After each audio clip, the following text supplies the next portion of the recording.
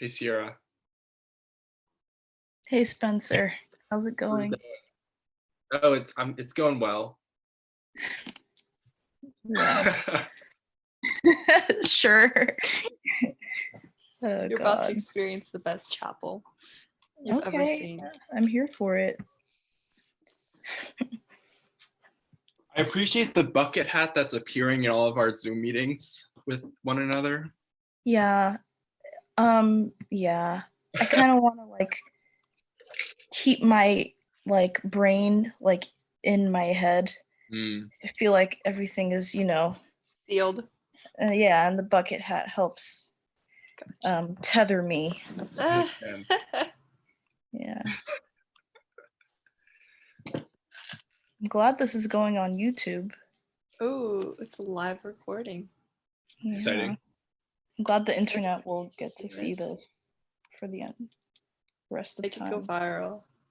Yeah, oh my God. Larry, I'm jealous of your outside Zoom platform. Quite cold, actually. I'm kind of, Really? yeah, chilly right now, but You're just gonna have to stick it out. yeah. That's We out. Bye. And my tea. Hello. Hi. How are you guys?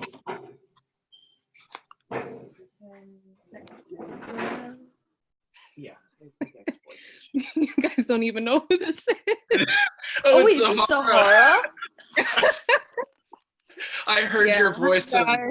I couldn't see you. So.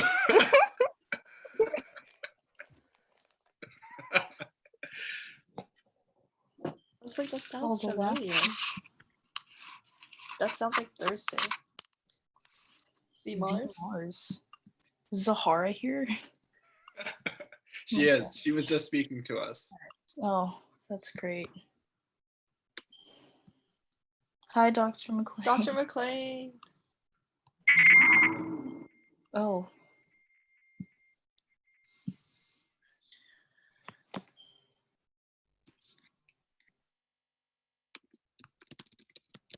Pura vida.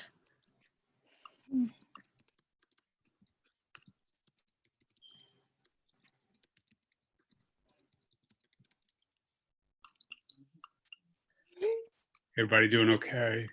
Oh, yeah. Yeah. I miss you, Dr. McLean.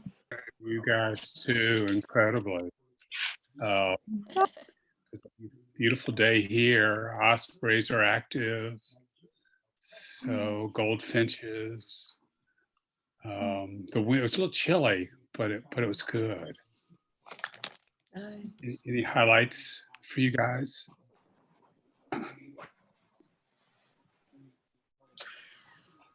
Not really. Dr. McLean, I reread your email from a couple years ago about how you were biking back home and you wanted to share like the osprey, and it was so sweet. Oh, that's good. That's good. They're amazing animals. So anytime. Good evening, everybody, and welcome to 50th Annual Earth Day celebration. And I thought there'd be no better way to bring everybody into our worship and to demonstrate that God's Spirit is everywhere than to look at the creation here. I know you guys are missing this scene, missing the front lawn and all the activities that happen in the spring. But we're going to give you a little taste today, not just of the front lawn, but also of our beautiful campus. I start by thanking our environmental stewards for putting together this beautiful service for you. And as I said on my all-campus email, this is one of the best chapels ever, and I hope you agree. So without further ado, and welcoming you, I now give you our campus in bloom.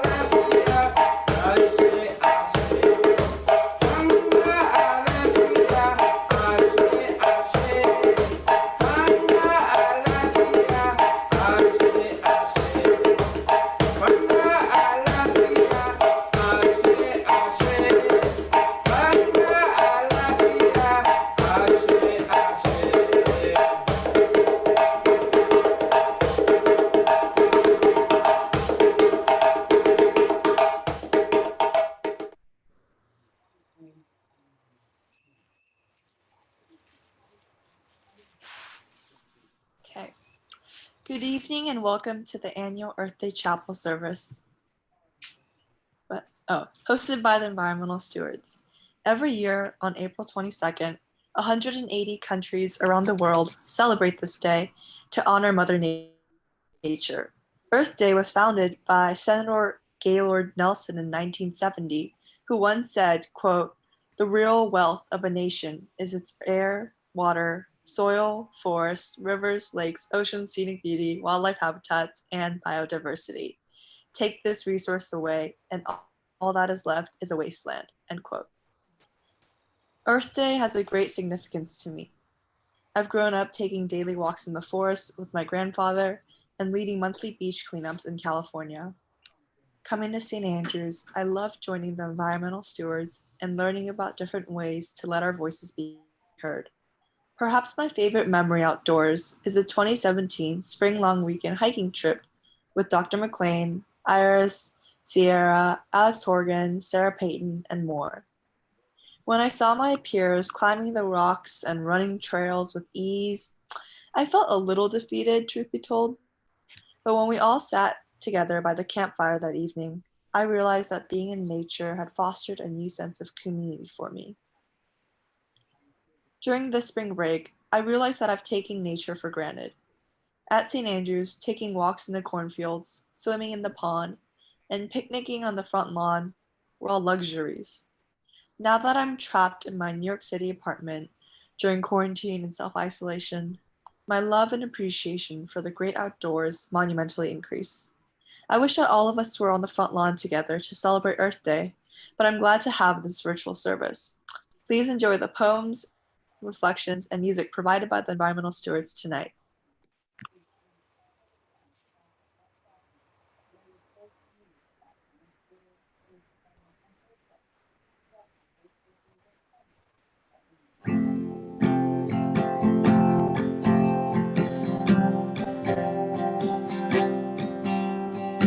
Bones sinking like stones, all that we fought for. Homes, places we've grown, all of us are done for. We live in a beautiful world. Yeah, we do, yeah, we do. We live in a beautiful world. Bones sinking like stones, all that we fought for.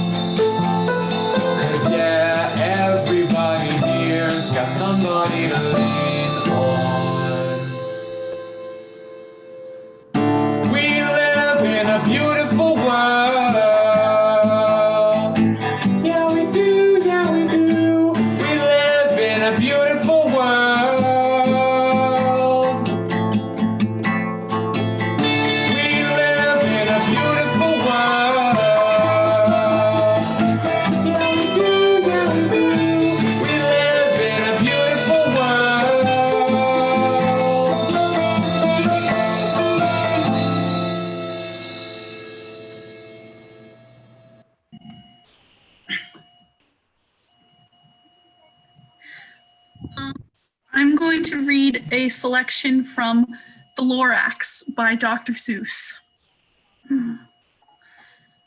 But now, says the Onceler, now that you're here, the word of the Lorax seems perfectly clear. Unless someone like you cares a whole awful lot, nothing's going to get better. It's not. So catch, calls the Onceler. He lets something fall. It's a truffula seed, the last one of all. You're in charge of the last of the truffula seeds, and truffula trees are what everyone needs. Plant a new truffula, treat it with care, give it clean water, and feed it fresh air. Grow a forest, protect it from axes that hack, then the Lorax and all of his friends may come back. So I'm reading a poem by Joy Harjo, who is the current U.S. Poet Laureate and the only Native American to have ever held that role. So the poem is titled Remember. Remember the sky that you were born under. Know each of the stars' stories. Remember the moon. Know who she is. Remember the sun's birth at dawn. That is the strongest point of time. Remember sundown and the giving away tonight. Remember your birth, how your mother struggled to give you form and breath. You are evidence of her life and her mother's and hers. Remember your father, he is your life also. Remember the earth whose skin you are. Red earth, black earth, yellow earth, white earth, brown earth. We are earth. Remember the plants, trees, animal life, who all have their tribes, their families, their histories too. Talk to them, listen to them. They are living poems. Remember the wind, remember her voice. She knows the origin of this universe. Remember you are all people and all people are you. Remember you are this universe and this universe is you. Remember all is in motion, is growing, is you. Remember language comes from this. Remember the dance language is that life is. Remember.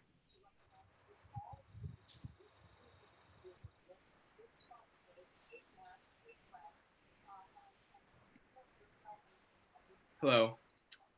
My family has lived on the eastern shore of Maryland for the entirety of my life.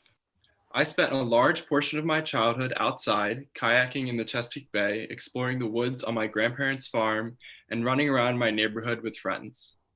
Most of my favorite memories as a child involve the outdoors in some capacity, causing me to develop a close and meaningful relationship with the natural world.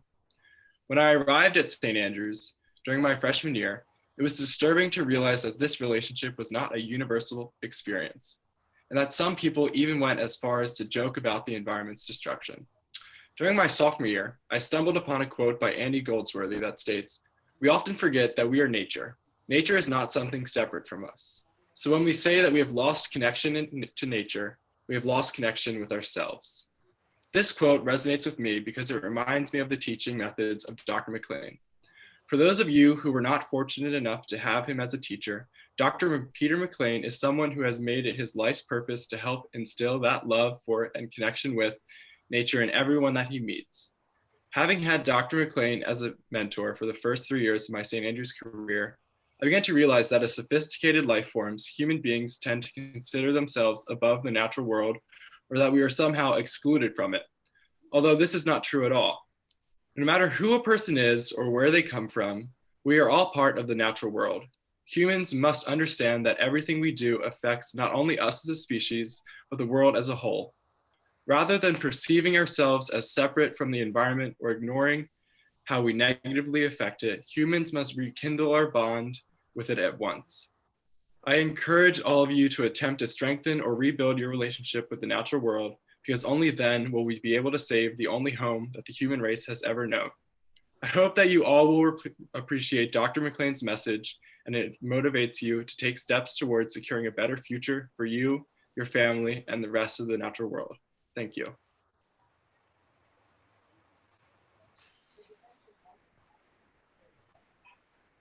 Hey, you all. Happy Easter. Carol Ann and I are out here on this nice day. Easter Sunday it is. And we're out here just enjoying the slight breeze and the great views. But wish you all a happy Easter and actually a happy Earth Day coming up here. But wherever you are, we hope you're well. And please know that we miss you. I miss you incredibly. Think about you all the time, every day, truly. And continue to be inspired by you. Continue to look around you all. Enjoy what's around you, the wonder and beauty. For us, lately, it's been this osprey platform.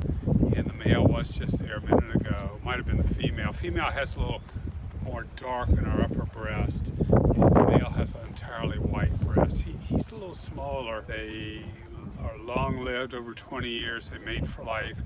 They go to Central and South America for the winter. They're worldwide citizens. Wherever there's water and fish, you will find them there. And we're hearing them all the time. Maybe we'll hear them in a moment. But they're very vocal, and they help each other. They're colonial. They nest together. They tell each other where the fish is. Well, sort of like a bee dance. They'll do an aerial dance that will indicate how far out and how concentrated the fish are. They're truly amazing animals. Just like whatever piece of nature you want to pick on, it's so true. Whether it's a little wildflower that we've been seeing, chickweeds and Veronica speedwells, or these magnificent birds. We've been seeing loons too, and mergansers and scoters. It's really been wonderful. Too, we're looking at the windmill in the distance there. That's where we got to go, you all, for our energy. It far beats tearing down mountains and polluting the air and water that fossil fuels do. So it supplies all the electricity to the College of Marine Science campus there, University of Delaware campus there, and 10% of Lewis. And you see Lewis pretty much to the left of that tower. Delaware's oldest town, early 1600s.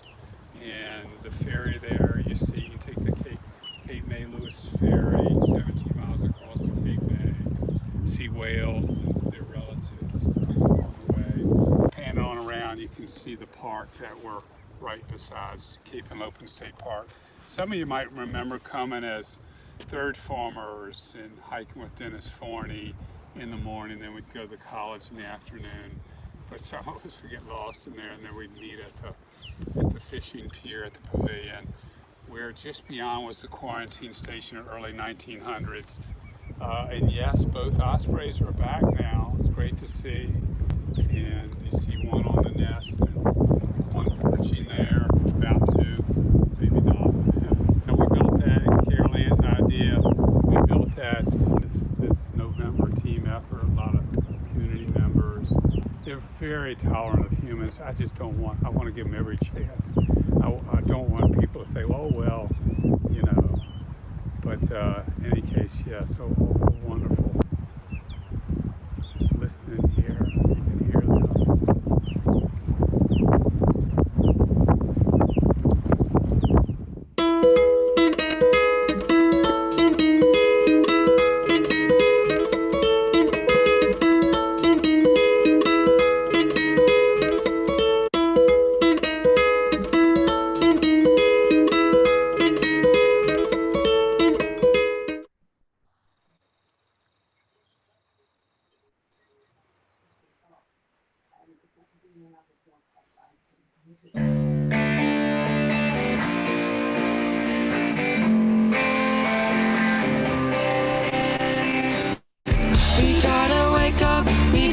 Keep going. If they follow us, there's no way of knowing. We got a job to do. We got to save Mother. Be the ocean when it meets the sky. Be the magic in the northern lights.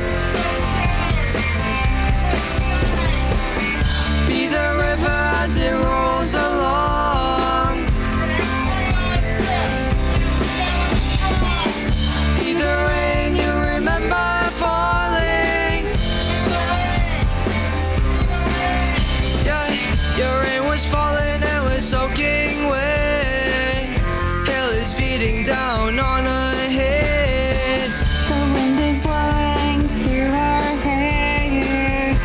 ice is frozen in the frigid air. We gotta wake up, we gotta keep going. If they follow us, there's no way of knowing. We've got a job to do. We've got to save Mother Earth.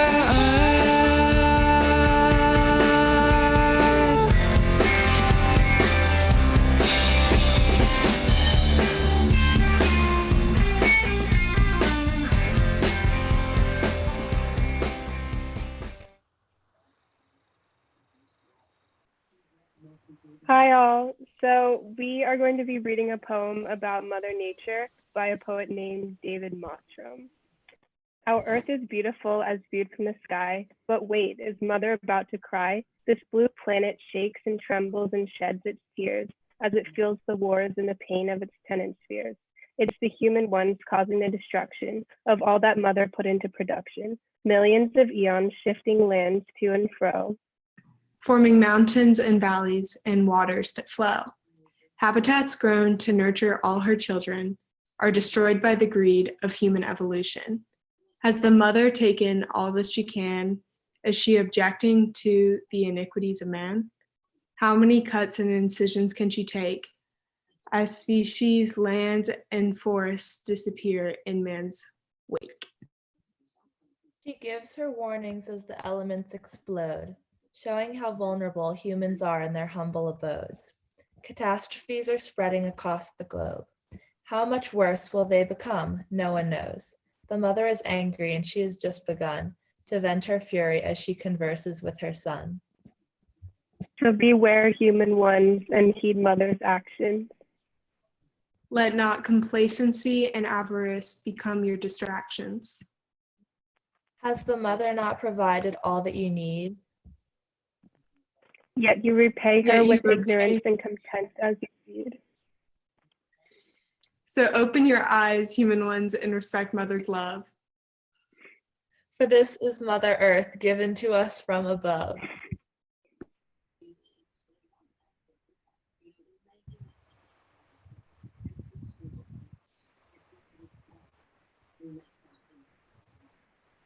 Hi there, this is a poem by William Wordsworth called I Wandered Lonely as a Cloud. How fun is that? Okay. I wandered lonely as a cloud that floats on high over vales and hills, when all at once I saw a crowd, a host of golden daffodils, beside the lake, beneath the trees, fluttering and dancing in the breeze. Continuous as the stars that shine and twinkle on the Milky Way, they stretched a never-ending line along the margin at bay. 10,000 saw I at a glance, tossing their heads in a sprightly dance. The waves beside them danced, but they outdid the sparkling waves in glee. A poet could not but be gay in such a jocund company. I gazed and gazed, but little thought what wealth the show to me had brought. For oft when on my couch I lie, in vacant or in pensive mood, they flash upon that inward eye, which is the bliss of solitude, and then my heart with pleasure fills and dances with the daffodils. You guys, come on, how good was that? So good. Okay, bye, thank you. I'm reading a poem titled Worn by Sylvia Stultz, and it reminds us to take responsibility for our own actions. The sands of time have rendered fear. Blue skies on high no longer clear. Stars were bright whence they came, now dimmed, obscured, pollution's haze. Crystal clear our waters gleamed, fish abundant, rivers streamed. Ocean floors sandy white, now littered, brown pollution's plight. Trees towered high above, trunks barring professed love. Birds chirping from sights unseen, gone paper joint pollution's theme. One can't blame pollution alone. As they say, you reap what you've sown. So let us plant a better seed. Tear out old roots, cultivate, weed. Protect what has been given for free. Our waters, skies, wildlife, and trees. For once they're gone, don't you say, consider yourself warned of that fatal day.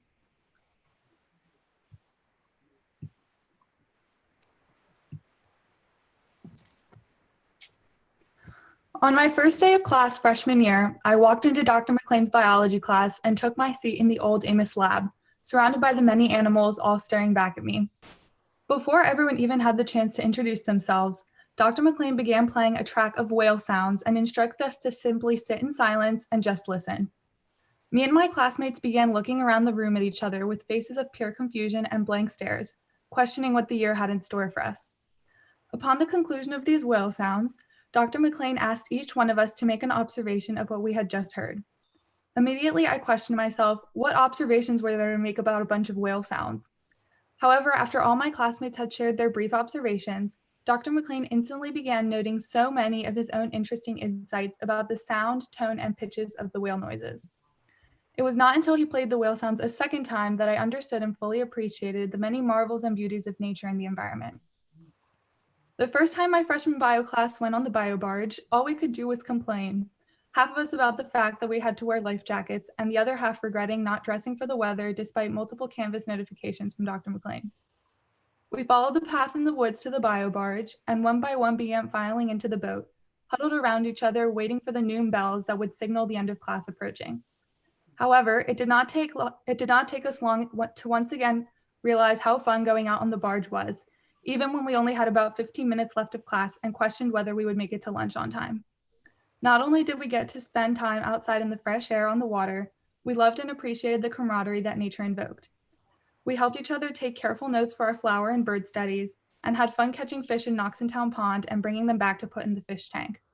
Nature was not only our classroom, it was our haven. Before I came to St. Andrews, I was never fully able to appreciate the many wonders of nature. Looking back on my 4 years, especially now that I spend most of my days indoors, I find myself realizing that my favorite memories are outside with my friends and teachers on our 2,200-acre campus. Whether it was begging our teachers to take us outside for class on a hot fall or spring day, or accidentally flipping our canoes in the pond and having to make the long swim back to the T-dock while lugging a water-filled boat, our beautiful campus and the environment never failed to put a smile on my face. On spring fling in Maui Wowie, we rush to the front lawn and bask in the sun until we are all sunburnt, running to the health center to pick up tiny containers of aloe. Our favorite times are when we are one with the outdoors. We hope you take the time to think about the many reflections, poems, and songs you heard today, and continue to build on your appreciation of the environment and the earth during this pandemic. While we all wish we're back at St. Andrews together on the front lawn, we have much to stay optimistic about. Carbon emissions are dropping by over 50% in so many areas of the world. Animals are able to roam more freely, and endangered species are even making a resurgence. We must continue to love, appreciate, and care for our environment, even when the pandemic subsides, in order to continue to build and cultivate the many friendships, memories, and experiences that foster our happiness.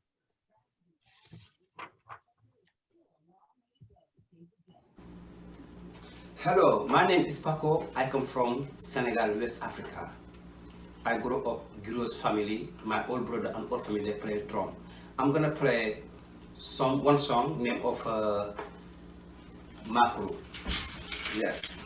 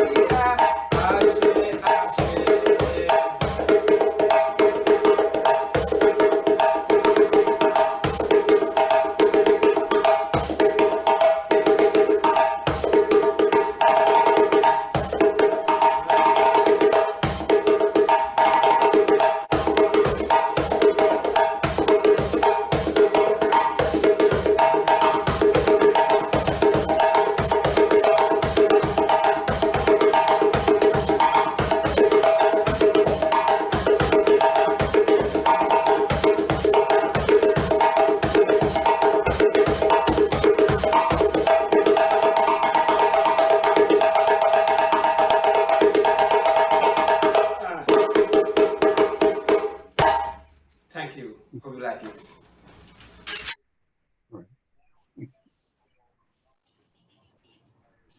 Now, as you gaze out on the front lawn, maybe just take a minute to get in your mind a favorite memory, an interaction you had. I don't know if you can see the beautiful swallows dipping and diving in the air, the sun just beginning to set over the far end of the pond. And as you look out and as you get that in your mind, just be thankful for this beautiful campus we have and for the beauty of nature. And I'll offer a blessing from the Lakota Sioux. This was translated by their chief Yellow Lark at the end of the 19th century. O great spirit, whose voice I hear in the winds and whose breath gives life to all the world, hear us. We are small and weak. We need your guidance. We need your strength and wisdom. Let us walk in beauty and make our eyes ever behold the red and purple sunset. Let our hands respect the things you have made and our ears sharp to hear your voice. Make us wise so that we may understand the things you have taught us. Let us learn the lessons that you have hidden in every leaf and rock. We seek strength not to be greater than our brothers and our sisters, but to fight our greatest enemy, ourselves. Make us always ready to come to you with clean hands and straight eyes, so that when life fades as the fading sunset, our spirits may come to you without shame. And tonight, may we all be united in love and in the spirit of St. Andrews. Miss you guys, and I hope you enjoyed this beautiful chapel tonight.